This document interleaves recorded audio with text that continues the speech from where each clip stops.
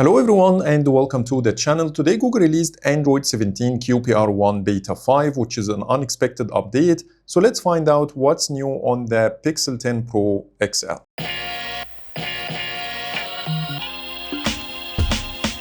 This update is mainly bug fixes and minor tweaks. I updated from Android 17 straight to QPR1 Beta 5 and the update size was about 3.5 gigabytes and the build number is CP31.260.608.007. And now let's take a look at the new features. There is nothing new in the lock screen, so we'll jump right away to the home screen, which got multiple tweaks. The first one is under the home screen settings. When you go to apps list settings, the search settings is now called Pixel search settings, and here's a side-by-side comparison with the previous version. The system search got two new changes. The first one is the new highlight color around apps, and here's how it looks now. This is a side-by-side comparison with the previous versions of Android. We used to get a light shade around the app icon. The second change is sometimes we get a highlight around the search results, not only apps like before. So you can see the highlight over here. And when you tap on the search key,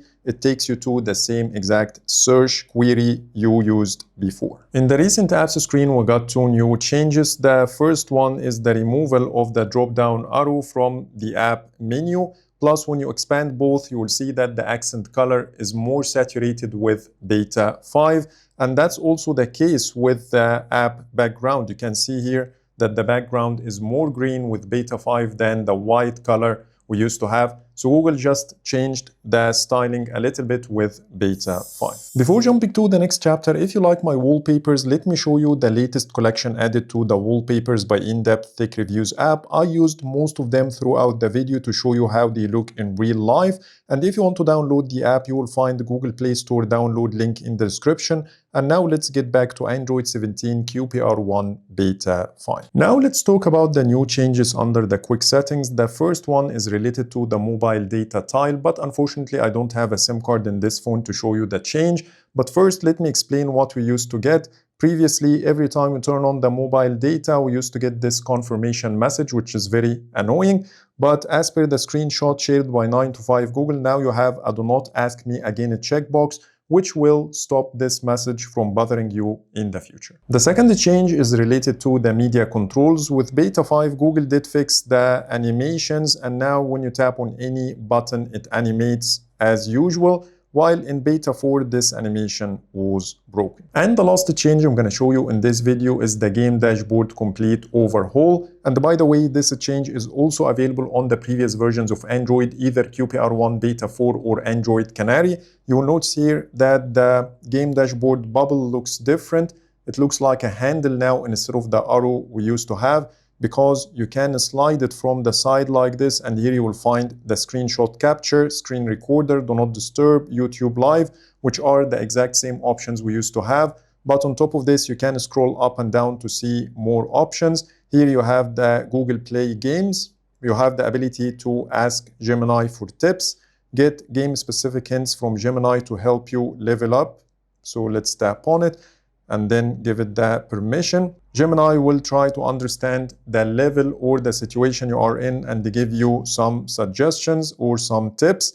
Then you have your achievements, your streaks, official videos about the game, and some other stuff from Google Play Store. Under the ellipses, you have two options, either to send feedback or jump to settings. Under settings, you can toggle the automatic game tips, and the description says generate tips each time you open Play Sidekick.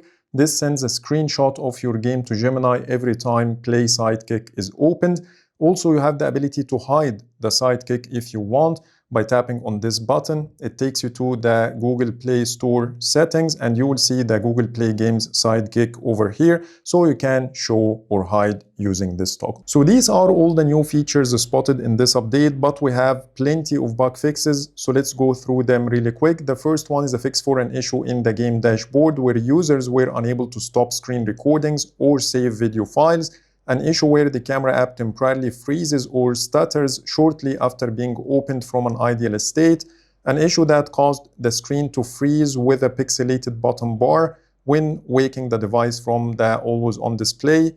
a timeout issue where the download manager failed to complete downloads when excluded from an active VPN connection, an issue causing inconsistent charging completion time estimates to display on the lock screen versus the charging screensaver, an issue causing the private space UI to crash and locked private apps to improperly appear in launcher search results, a system crash and device hang that occurred when downloading games, an issue where a non-functional bubble option incorrectly appeared in the context menu of archived apps, a system-level web view rendering regression that caused Monopoly Go to freeze and crash when attempting to open many games, and finally, home screen widgets would disappear or become unavailable in the widget picker after a device reboot. Now let's talk about the stability and the performance of this build after using it for 5 or 6 hours. To me, it's as good as the stable version of Android 17.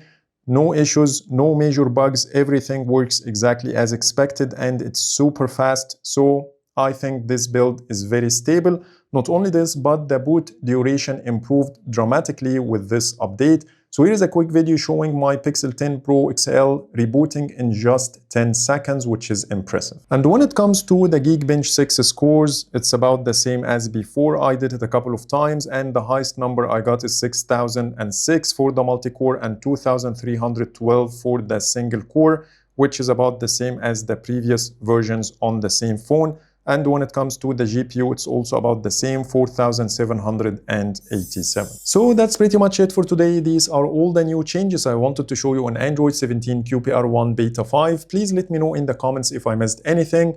But for now, thanks so much for watching and see you in the next video.